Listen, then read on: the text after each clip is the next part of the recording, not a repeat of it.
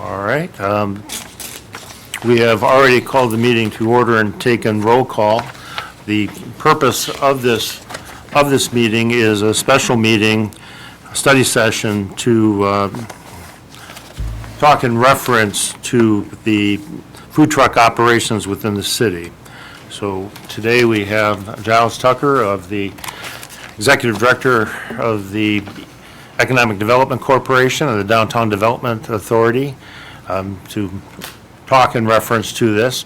We have had a study session before whether or not we wanted to proceed with food trucks, and he has been working on an ordinance to that end, but there are some questions over which way council feels best that we are to proceed. And before drafted the final section of the ordinance, that's the purpose of this meeting. So Giles, I'm going to turn it over to you. Awesome. And I also have Michelle from Beckett and Rader with us too. So if we have any detailed planning related questions, she'll be able to help us out with that. I put together a PowerPoint presentation. You should have one on your desk as well, just to kind of follow along if you're unable to see. I just wanted to provide a little bit of context on the issue and then kind of go into some of the feedback items that we're looking for as we kind of finish up crafting this for the city. Kind of want to talk a little bit about just a background, timetable of where we are, how we got to this point. Want to bring up the results of the survey as well. Talk a little bit about the draft ordinance that's on the on your table now, and then most of the questions that I have for the council in order to help us draft this is going to be related to Section 9, which is location. So I'm going to be presenting what I think might be the best route forward with my recommendations, but I'd really like to get your feedback on how you would like to see this crafted. So just a little bit of a timeline. Basically, as soon as I became the DDA and EDC director, 2016, 2017, I was starting to get expressed interest on my boards through the EDC and the DDA. We had a few new business owners looking to potentially incorporate food trucks as a part of their business use. So in August of 2017, the DDA and the EDC passed resolutions in support of possibly relooking at our food truck, how we regulate mobile food vendor units or food trucks. In December, we released a survey. In January, we recorded it. We had around 295 responses. 87% of that came from residents of Lincoln Park. In May, Michelle put together 90% of what you see in front of you as far as that draft proposal. I made a little bit of tweaks first of my preferences, but that's what was created in May. And today I'm looking to get some feedback about this, in particular, and how we're going to regulate how we see food trucks or mobile food units operating on private and public property. So that's what I'm hoping to get out of this conversation with council today. Talked a little bit already about the survey. When we did the survey, the top 3 ways that residents expressed that we should consider regulating use was limit permitting food trucks to certain zoning areas. They also wanted to limit the time, issue a number of licenses, require a buffer. They also were pretty positive about allowing food trucks to operate on private property with owner consent. So those were the top 4 that really stood out. One thing that was pretty clear, although it was a small sample size, was residents or the folks that responded, they weren't really happy with just allowing food trucks only at private events or special event permits. So that was the least preferred method of regulation when we surveyed in January. So the draft ordinance in front of you, I just wanted to kind of give an overview of what it actually does. So what does the draft ordinance currently provide or address? Essentially, it's telling our intent. It's defining what a mobile food vendor unit is, aka a food truck. So it's providing a definition that we currently don't have right now. The way I think we regulate this use is under peddlers and hawkers, and it doesn't really address the modern food truck. Sections 3 through 7 talk about permitting, licensing, fees. Section 8 is the requirements that we're going to ask food vendors to provide. And in red, in Section 9, that's where I'd like a little bit more feedback as far as where we're going to locate these things. Revocation, complaint, and appeals. But most of our questions are surrounding where should we allow this type of use. So in general, we can be lenient, we can be moderate, we can be strict. So just a general idea of what it would mean to be lenient when we look at this issue is we allow them to operate more towards anywhere and anytime. A more moderate approach, which I will argue a little bit for, is to permit in public spaces specified by the resolution.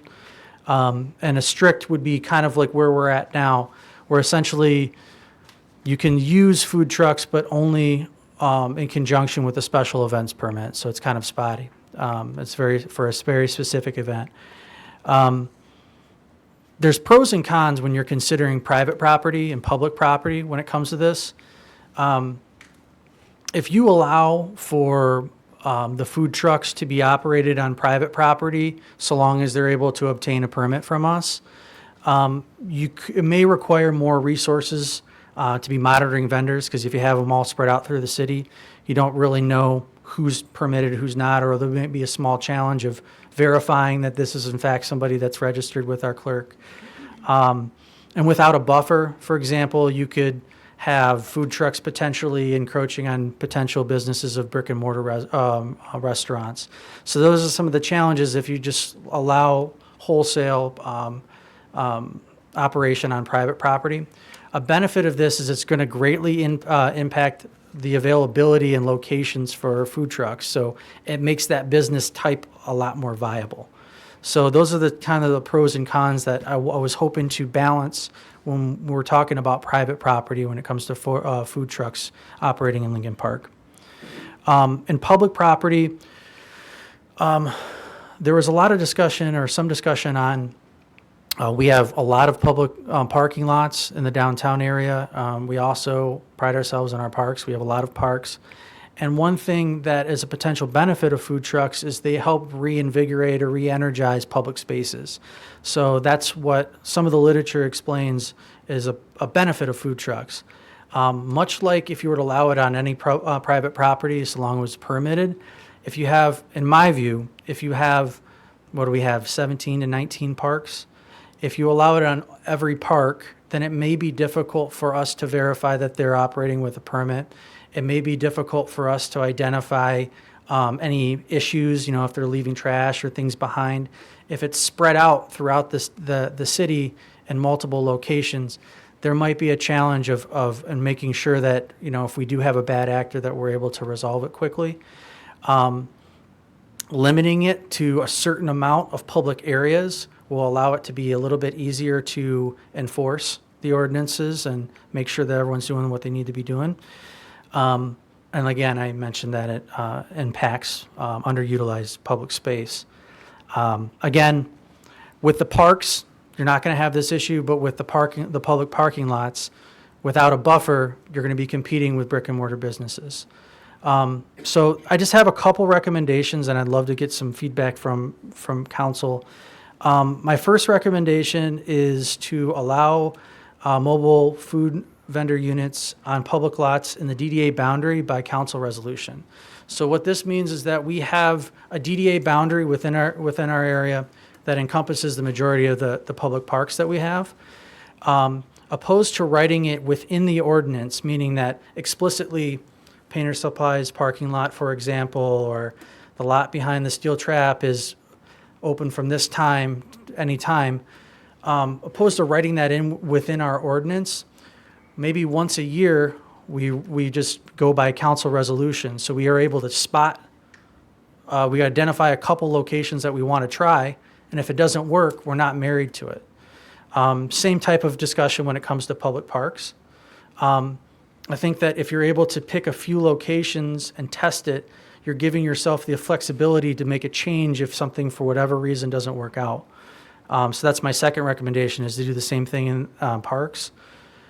Another third one that might need its own separate definition is I would like our ordinance to allow for a food park concept. So there's a business in Ferndale called Fleet, and then in Traverse City, there's a business called Little Fleet. Essentially, it is an established business. Usually it's a bar restaurant, but they have an open patio section where they allow for food trucks to come in, and it allows them to diversify their menu. So we may need to write a little bit more on this, but I think this is a unique concept that might be a lot of fun, that provide a lot of different options for residents. And that's just a sketch of, that's a conceptual design of what is in Ferndale, I believe. Finally, if you are leaning towards allowing food trucks on private property with owner's consent, I would recommend that we have some sort of restrictions or regulations in place. Namely, I would make sure that that they're filling out their application and still paying their permit fees. They're getting owner's consent, and we establish at least a 150-foot buffer to the nearest brick and mortar restaurants. That way, we're at least limiting the amount of negative impact potentially to restaurants in our area. Another thing that I'm not 100% sure on, but another interesting idea that I've seen in other municipalities is with food trucks, they restrict the vending related installations from being able to be put out. So essentially, one of the arguments is, well, I'm paying for chairs, I'm paying for tables, I'm paying to keep people out of the sun. That's why I have a brick and mortar restaurant. So one thing I've seen in other ordinances is that they don't allow them to set up their own picnic tables, their umbrellas, things like that. Essentially, if it's not attached to the truck, I've seen it where they don't allow it. And that's what I've seen, and I'm not 100% on that one. But that's just kind of the overview. I'm really looking for some help on how we feel about private and public use when it comes to food trucks. Through the chair. Yes, sir. I like the idea a lot of that, of the food truck park, because that sounds like what you young people like. And if it's working in Ferndale, it's going to work here. So that's a good thing. And not no umbrellas, no tables. That's a good basic one. Are there any food trucks out there where they roll out a big, huge canopy every time they roll up to a spot? You can. I don't know about seating and chairs, but as far as like a fold-out canopy that you'd see on a camper or anything like that, I've absolutely seen it. Yeah. So that would be a fine exception. That's a fine exception because that's just a matter of taking orders and doing business as far as that. So, and if you watch diners, drive-ins, and dives, those really fancy food trucks, they draw a lot of people. So, I like leaning towards lenient on most of the stuff. I do. Let's dive in. Through the chair, Yes, sir. Go ahead. I'd like to also put in the ordinance that we have to have the health department checks and have the right, correct licensing stuff for the city to even let them look at us. as of right now, it's included under the regulation section. Essentially, if I'm not mistaken, this is all the licensing and, the health department related stuff will be going through the state or the county. Wayne County? Okay. But yeah, definitely. That's part of the reason why we're going to do a permit application, is that you don't want anyone just rolling in with food. You want to make sure that they're doing the right thing. So. Thank you. Yes, sir. Go ahead. Through the chair. Couple things on the permitting. Right now, if we have a yard sale, we have a city emblem that's out there showing that you have the permit for that yard sale. Mm-hmm. Why can't we do the same thing with the trucks so that they can easily be spotted, by a police car or anyone else going down the street? They've got their permit. Here it is, the city seal and whatnot. Why is that a problem? It's not. I would strongly recommend that you have a very visible thing I'm just saying that if you were to, for example, limit it to 2 parking lots, it's easier to enforce than 17 or 19. But that's that's just a preference, so. I'm gonna say we have police cars driving around the whole city, why would we want to limit it to a certain area? You have, just as ice cream trucks are out there and they have a permit fee and the decal displayed in the window, I would think that we would come up with something similar for, Yeah, that's what I'm suggesting, Yeah. exactly what the mayor's talking about. The other big concern I have is the brick and mortar who basically are paying the taxes to exist, and we're having a problem right now keeping those businesses going. Why do we want to throw competition at them from someone who's going to be on wheels and may be here today but gone tomorrow? The area that you're talking about, 150 feet, that's, you could be in the back of somebody's, you could be just in somebody's parking lot right behind the business, taking their business away from them. I don't think that's a satisfactory buffer at all. Your Honor? are you, Oh, I'm Council President? Yes, sir. I'm leaning moderate myself. I think public property is good, except for, I bring up again, we have 2 parks that the Little League sells their, and I do not want to encroach on their, because they use that as a benefit to keep their programs running. And I believe also of the football program does the same thing. So those 3 parks, at least while they're using the park, should not be used. Could I just, Sure. Go ahead. because another place I was at, this is like deja vu. One of the interesting things we found, because we had a very active youth sports program, there were actually a couple of, and I think it was the football and the girls softball, if I'm not mistaken, they came to us and said, we want the ability to sometimes have food trucks there as an alternative, because what their plan, and what I know it was one of the parents had a food truck operation. And what they had cut the deal was that they would come there certain days, it wouldn't be the hot dogs or anything like that, it'd be cupcakes, I think is what they did. And so I think you might want to provide availability if those organizations want to have a special day, not to write in such that they couldn't do that. And they Yeah, might be I have able no to do problem with that. that as long as we Yeah. involve those organizations. They've been very good to the city. And Right. Yeah, I think it just gives them something kind of unique Yeah, I to have no do as problem part with of it. maybe Yeah. opening day or something. Yeah. But that may be handled through, a special event permit. But I just don't think you want to write it in such a way that says none whatsoever. You want to allow for it if there is availability for them to participate. I'd want the truck company to show that they have an agreement Yeah. with Little League. Which probably the permit is the best way to do that. But there's Council Point that does not have anything of that nature, and Right. Other parks are doing that, I don't have a problem with. Those parks, while those organizations are using them. When they're not using them, then I don't have a problem. very good.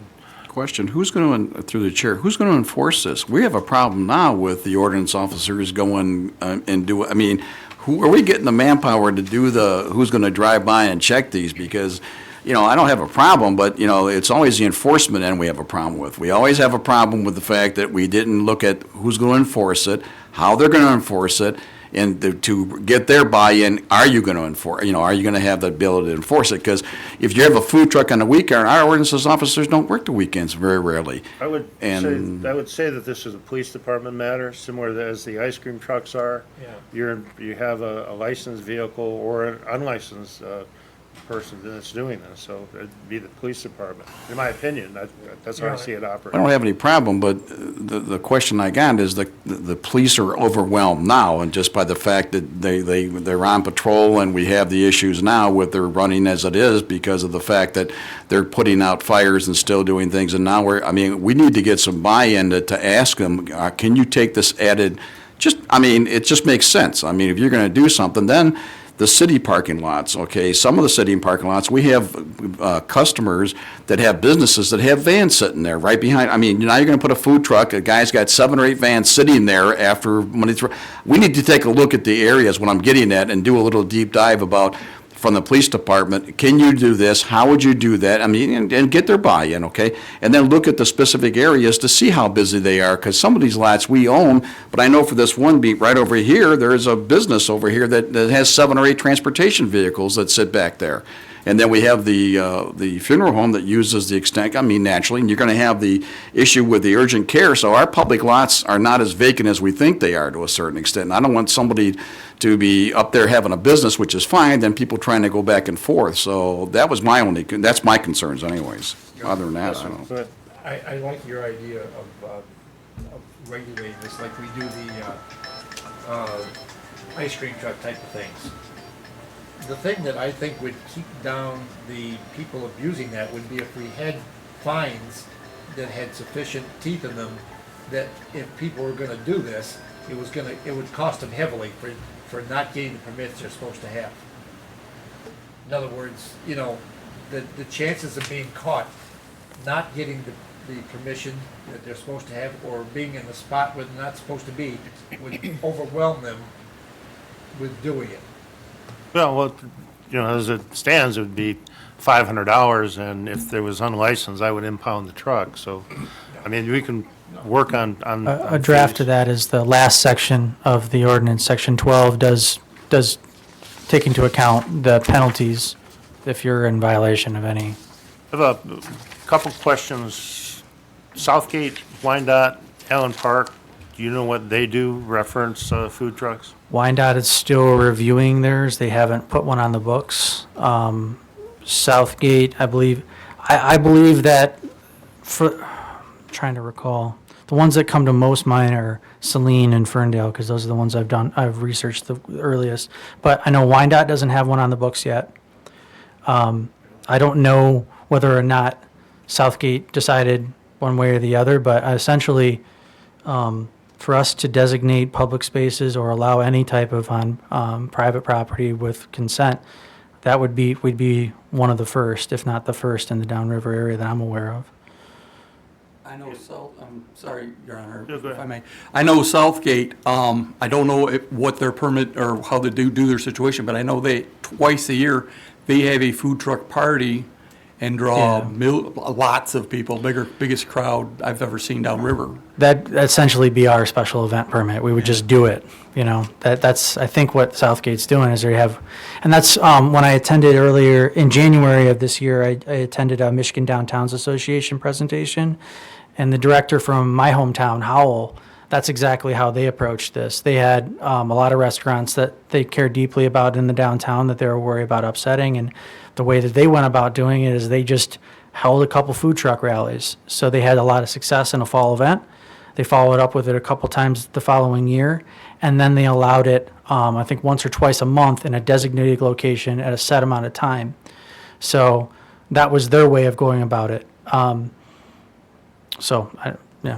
have the next item that you have, say that we do put it in a moderate version of this. How would the food trucks be selected to appear there? If you have 5 or 6 that are licensed and you have an opening for one at a certain site, say Council Point, how would that be determined? How would we pick that? Who would get the right to be there? Oh, so you're saying we're going to designate X amount of spots for public space? If that were to be the case, yeah. Yeah. Well, I mean, they would have to submit an application to verify that they have everything with the county, with their health department. They would get their contact information. We'd process them similar to a small business application that we already do in the clerk's office. As far as, someone signing up for a certain slot, it's advantageous for them to cluster together because they allow a lot of different options for different folks. See, that's what you're alluding to is the reason why I would prefer a set amount of spaces. So if we allow 3 or 4 total spaces these are allowed at all, then I can quantify how many spaces I can put in each one. But if you have 19 parks or 17 parks and you have another 11 parking lots and they're all free game, you could put one. You may also want to consider limiting the amount of license you issue every year. Well, But, what I'm getting at, is, no matter where we go, if there's a limited amount of spaces and we have more people putting in for that amount than are licensed, how are we going to select which ones? Is it like a lottery where it would be chosen? First of all, that'd be a great problem to have. Yeah. And then, other communities have done a lottery. Yeah, they'll have, in really busy communities, like the city of Chicago or something, they'll have a designated spot. They have 15 spaces. They essentially pick a name out of the hat, and basically you pay your fee, you be part of that pool, and then if you actually had that many where you had to turn people away, you would have to perform a lottery. That's something to think about for the future. That's Now, what, yeah. With the DDA and the EDC, and particularly the EDC that's been working on this and been a supporter of this, correct? What's the opinion of the EDC? What way would they like it to see it? They're pretty bullish about it. I think the last comment I can recall from the EDC is, let's do something. I think that the EDC would be much more in favor. They'd be more lenient than even I would be. I think that they would want to open up the use considerably more than I would. I think the DDA in general, you have a support, but they want some sort of checks and balances to protect restaurants in the downtown. So that's kind of how I see it. I'd say the EDC is leaning far more lenient than, and then the DDA is still positive, but a little bit more neutral than. On the DDA, there are a couple brick and mortar restaurant owners. Yes. And they've expressed opinions on the food trucks. Do you recall what they thought about? They're okay with it so long as there's buffers, as long as they're, and yeah, so mostly if we had adequate buffers, they're okay with anything bringing people to our downtown. What do you think was their buffer? How many feet? Do you recall what they were happy with? No, I don't. I know that we've been playing around with 150 feet. On Google Earth, I've been looking at it. 150 feet, you're not going to have too many spots in the downtown where that's going to be allowed. From what I can gather, unless you start getting closer to Council Avenue toward away from Southfield on 4th Street, that maybe the Euclid Russell lot, as long as Bob's okay with it. He's basically right on the line. Anything past that and the corner of Southfield, southwest corner of Southfield and Fort, the Painter Supply parking lot, from my estimation, if you did it with public lots, you'd only have maybe 2 that would fit with the 150 foot. If you extended it, we'd have to double check to see. But I think the 150 foot does a pretty good job of limiting where they could go. Yes, sir. Go ahead. You know, you're talking about the DDA area itself. I would think that as council people, we'd want to protect all the brick and mortar restaurants, and we want to do the same thing outside of the DDA. In other words, you get down past Champaign, you've got some pizza parlors and you've got some other restaurants down there. You would not want to have a free-for-all with them. You'd want to keep the same buffer zone requirements in line with them. Yeah, recommendation 4 is private property with owner's consent with 150 foot buffer. Okay, but, all right. I think what he was talking about initially for bringing the food trucks in was just in the DDA area, wasn't that what you talking about? Well, so what I'm referring to when I talk about the DDA boundary is what I'm referring to is we have a lot of large public parking lots. And some of those blocks do contain restaurants and some of them don't. And it's a mixed bag. It is not proven or is not for sure thing that having food trucks present near brick and mortar restaurants will in fact run them all out of business. There's a counter argument to that saying that if we're providing more options for people downtown and we're bringing more eyes to that location, we may be supporting businesses. Now, I don't know how I feel one way or the other, but we got to find a middle ground, and I think that the way that I put this together, it's conservative enough where if we need to be more lenient, we can open it up, but we're allowing ourselves ways in which we can reduce it if it becomes a problem. Got it. Yes, sir.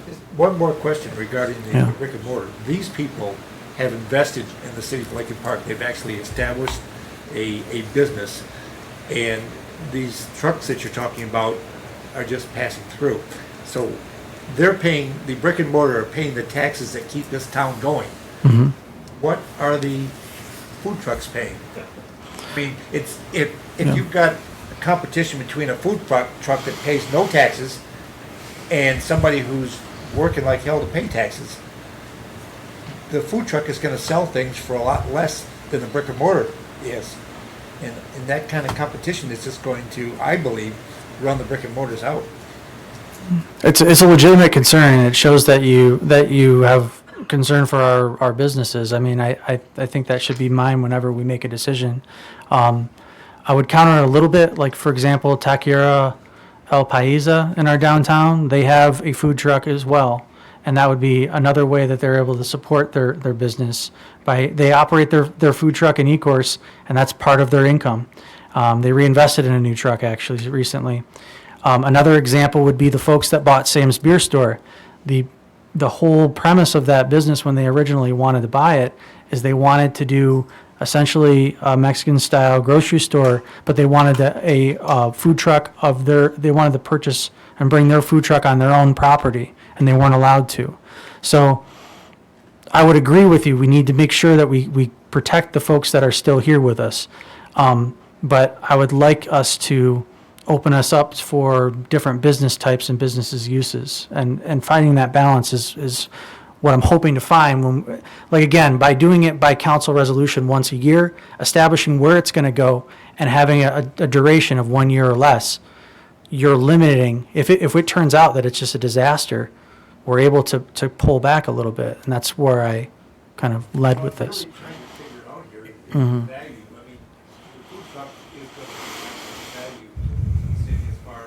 Having something different going on. But dollar-wise, what's it gonna give to the city as far as producing taxes or revenue that we can utilize to build our community up, like brick and mortar stores are giving us money to do that? Yeah, it would essentially be the fee, and you'd have to establish a fee that would make both sense for the food trucks to feel like they could be profitable and would make a reasonable amount of return. So there would be a cost. Another argument that could be made, I want to be clear, like, I'm feeling your concern, trust me. Like, for example, what if we had a food truck rally in the Southfield parking lot? Now, the 150-foot buffer would not allow that, but let's say the city decided anyway, and then on a couple Saturdays in a month, we're able to bring 400 people or even more to check out these food trucks, and they're right by La Katrina, they're right by A&W. It also opens it up where built into the draft language, I exempt brick and mortar businesses from the fee. So if you are a property tax payer and you want to expand your business to include being able to go to events or being able to get that mobile feature of your business, maybe we incentivize that by waiving that fee. Chair? Yes, sir, go ahead. Perhaps our consultant with Beckett and Rader could have some background on maybe how does this work in other cities, maybe like Ann Arbor area? Well, unfortunately, Ann Arbor's... We need you to go to the microphone where Sure. they're recording. Sure. So, unfortunately, in Ann Arbor, their small food truck rally just closed. I don't know the reasons behind that, so I can look into that. But the city of Ann Arbor still very much supports the idea, and they're looking to place it somewhere else. It was previously on. There is a big home and garden store with a back patio that they had converted into a food truck rally of 5. I think there were 5 in a semicircle. And even though that didn't work out, the city still wants to find other locations to support it because it did bring a lot of people to that business. It brought a lot of people downtown. But that was one example I looked at. I looked at Ferndale as well, Traverse City. There's a few rural townships we work with up north that have also done it, so I referred to ordinances that we had already written for them. So in your assessment, is the financial impact essentially positive? When you're looking at overall foot traffic, spending habits, for everything within that area, not just the restaurants, but retail that people look at, is an overall positive financial impact? So I've never done like a thorough study to test exactly if the positives have outweighed. So I don't have any numbers to provide you, but I do know that a lot of food truck vendors see this as a way to pilot a new business so that they can have low upfront costs to test an idea, and that they use this as a way to. The idea for a city is that it will lead to them then investing in brick and mortar because they've proven to the community they're successful. They know they've taken away some of the risk already, and that they can move into brick and mortar. So it is one way to fill empty buildings, ironically. You went exactly where I led you, to the fact that it's a business incubator and not just for food, because it affects retail as well. So, thank you. Through the chair, if I may. Yes, sir, go ahead. E-Course has had a food truck on Southfield as long as I've known. It's the only truck there. I don't know how they expanded, but they ain't expanded. And I go to Standish, and I tell you what, right at the main off of there, when you go off the 75 there into Standish, you have a Tony's food truck right there, and that's the only food truck that they have in the entire city. So there's examples both ways, and I know that community, Standish, has been up and running and booming for I don't know how long, but I guess what I'm saying, each city handles it differently, so we need to look at a little bit of the positive and a little bit of what's happened where it didn't work and take a look at how we're going to apply this, because there are areas where for some reason it just didn't go, and there's other areas that it did go. So, I mean, the whole idea, I guess, is we talk through it and we find out how the pilot, so to speak, is going to work, you know? And I think that's what, and I think we also need to get involved with how we're going to do the enforcement, because we need to talk to the people that are going to do that. We don't enforce it as council people. It's the police department, their ordinance guys and ladies that do that. So we need to talk to them too. But I think that it's a good discussion because you get pros and cons. It just depends how it works, you know. Thank you. Through the chair, Yes, sir. I think there should be a limited time they can park in any spot. That one in E-Course is there every day. It's been there 365 days a year for how long? I don't, it goes way back. So I can't see them setting up a business, and like Tom said, the brick and mortar business, they're paying taxes, and they're setting up in business, they're not paying taxes. Duration is also something we've put in, but we could adjust it if, depending on, like, for example, when Howell, they set, I think it was 1 or 2 days out of the month where they allow it, and they allow it, I believe, on a Monday at a weird, like a lunch hour time, and then otherwise it's only special events. So that's an example of how they've used duration to restrict the use. In this draft ordinance, there is a duration. You can't be there 24/7.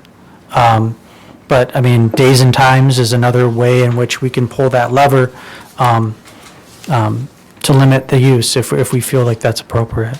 Well, that business center in E-Course, it looks like you got a permanent structure there, realistically. And like Tom came up with paying taxes. They don't pay any taxes, they just use this guy's parking lot. Well, they pay So taxes. I don't see how we and can put up with park. that in the city. I'm through. Okay. Okay, we have a couple minutes left. Mr. Tucker is looking for guidance from us for direction he should proceed with the drafting of the ordinance. He has your proposed ordinance, correct? Yes, that's with my recommendations built into it, the exception being recommendation for the private property. So like, do we like the idea of allowing a separate food truck on a private property with owner's consent? Do we like that idea or not? Absolutely. Your Honor, Go ahead. I don't have a problem with that, but Okay. you're talking about the owner's consent of the property that it's on. What if they're down the street, 100 feet from another piece of property that doesn't agree with that? And, they're a brick and mortar place and they're trying to make a living, and yet somebody on another piece of property says, well, yeah, you can use my property, give me $50. Yeah, you'd deny their application because it's not at least 150 feet from the premises. And they'd have to provide where they're going to be on the lot. So it would take a little bit of due diligence. You have to receive that application. You'd have to review it, and you'd have to see, okay, where are they lined up on this private property, and where is the nearest restaurant from that. So that would be a thing that would be submitted and considered during the application process, which might take some administrative work to do, to verify. I'm a little concerned about that, but Mm-hmm. it might be worth an initial try. Okay, and who else? Sorry, anyone have any feelings about recommendation 1?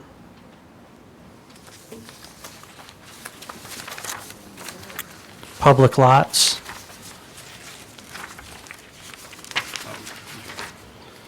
So I just provided 2 examples of where I think if you consider a 150-foot buffer, possibly where they could be. I just wanted to get your feedback on, when we talk about public property, what we'd like. I mean, do we have any feelings one way or the other? I have a question on that one. You have the open lot at Fort and Southfield. So somebody could ask for a permit to be there, but at the same time, we allow the farmer's market to be there all summer. Did the farmer's market have the right to turn them down, or there we have a So let's say, conflict? let's say what we decided that this would be a lot where we'd want food trucks. I mean, we're not going to push out people that are already using the space. So maybe an accommodation would be if you don't have the permission of the farmer's market to be a part of that event, I mean, they can't operate on Sunday. I think that, again, if you do it by council resolution, we're able to get that extra layer where we're able to make those considerations. Same thing with the parks, like, no one wants to hurt the junior rails or anyone else, so if we do it by council resolution, we say it's going to be in these spots and under these conditions, we have a little bit more room opposed to writing it directly in the ordinance. Well, I'm sorry, through the chair. Yes, sir. I'd like to see specific locations if we're going to talk about it. I mean, because you're talking all the public lots in the city, there's quite a few of them. I mean, you're not talking just 1 or 2, and some of them have businesses that are maybe not 100, but they're right there. So I'd like to see exactly which ones are you talking about. You talking about every single in the entire city that we own? Because next to Painter Supply, we own that lot. It doesn't belong to the farmer's market or the food truck. We own that lot. And the same, we maintain it. We plow it, we maintain it, we fix it. And some of these lots, if you're going to have pedestrian traffic, we better start looking at the repair for some of these lots, because you get somebody trips and falls in there and they're getting something to eat. Who's responsible? We are. It's a public lot. So that's what I'm saying. What lots are you talking about? Just a blanket, all of them, or just certain ones you're talking about to start out with? Well, my recommendation Yeah. is we'd pick a limited amount Okay. and stick with them. So, All right. very ancillary, but I went on Google Earth and there is no restaurant within 150 feet of that parking lot. Okay. It's right on the line because you have Sin Limite, but that is an example of it would fit that buffer. So I would prefer if we limited the amount of spaces it can be, that way we can monitor it. And if it becomes a problem, it's only in a couple locations, it's controllable, opposed to everywhere. So, Through the chair, that's what I was going to say, because there is a restaurant right in this, right across from Painter's, right down from Painter's Supply, that you can spit down there and hit it. Yeah, it might be technically 100, but it's right there. If you start putting somebody in here, then you're going to affect that business, because they get a lot of carry out and coming down there. That's what I was asking when we talked about the locations, and it goes back to what Councilman Murphy was saying about the 150 rule. Yeah, maybe not, but you got a business right down the street there. I mean, forget the White Castle across the street, but you got a mom and pop business that's right down the street there. That's all I'm saying. And you're going to be in direct competition, because everything that Councilman Murphy said, depending on what kind of food they sell. That's all. That's what I was asking. I mean, do we get a couple to choose from and then go out and take a look at them so that we're familiar? I mean, like I say, I just mentioned the one that is right down the street there that, I mean, that's what I'm looking at. I mean, We have sorry. about 5 minutes remaining here. We'll take a little section of break due to the other meeting as we go through. As a body, can we have a consensus of whether we want to have food trucks or not? regardless of where they're going to go, how they're going to be limited, and in those sections. Is there general agreement that we're in favor of Yeah. food trucks? Absolutely. All right. Yes, absolutely. So with that, then, is there a consensus of how the food trucks would be used? Are we talking, can anyone see them being used in a limited basis in city parks? Where it Yes. doesn't conflict with, other people that have a standing, whatever you call that, where they have food sales that are taking place, concession stand. All right. Yes. And then is there a general consensus that we could also utilize food trucks as, special events, we can do that now. Utilize them on public property as long as there is an adequate distance away from the brick and mortar businesses. And we just have to come to the term of what that What adequate is. adequate. I can have Michelle work on what a 150-foot buffer actually means. We can start looking into that now that if there's a general yes, then we can start narrowing in on how big that buffer needs to be. That's something we can definitely work on for you. Well, through the chair, I also see how many we're going to have, how many permits in the parks, how many permits in the public. I want to know how many we're putting out the first time out to do this. So we're not putting 50 out each. I mean, one in every park and one in every lot, and, how are we going to, that's going forward anyways. I would think that this is our first time out. It would be limited as we're trying through this. We're going to, as it goes through, we will do it more on the careful side or cautious side as we proceed, and we can always expand later on. So I'm hearing a limited amount of licenses. We like that idea in general? Yes, I believe, Yeah. Yes. I believe Okay. that.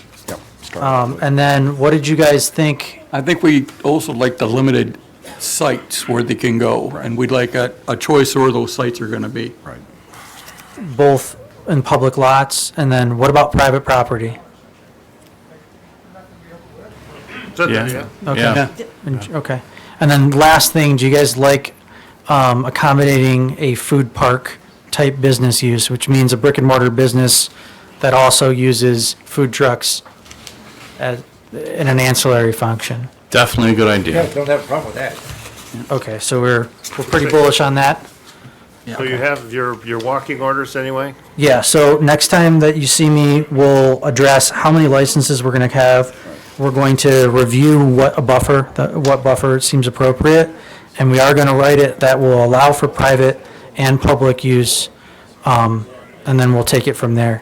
But I think we're trying to narrow it down, and I think we're generally positive, but we want to dip our toe in, so. We have another comment, Councilwoman. Yes, just a question of, can we also know like the days and times? Because if you do have a restaurant not that far away, are we gonna limit the time the food truck is there? Yes. Yeah, so you're looking for Just gonna be duration. lunchtime, is it just going, is it just gonna be afternoon, is it, you know what I mean? Do you have any preferences? Should they be able to allow, let's say they work, let's say 8 AM to 10 PM, which is in the draft ordinance. What days would you think that's appropriate? Would it be okay for them to be 8 to 10? We don't have time to get into that right now. Okay. Well, come find me. I'd love to get your feedback on it so we can help write it the best we can. Okay. All right, thank you, sir. We appreciate that. We have a Support. Council President Murphy has moved. Councilman Kelsey is supported. Council President Murphy? Yes. Councilman Kelsey? Yes. Brzezinski? Yes. Higgins? Yes. Parkinson? Yes. Councilwoman Ross? Yes. Mayor Kerns? Yes. So it's 7:35. Yeah, but you don't try to go take a pee before you get in there.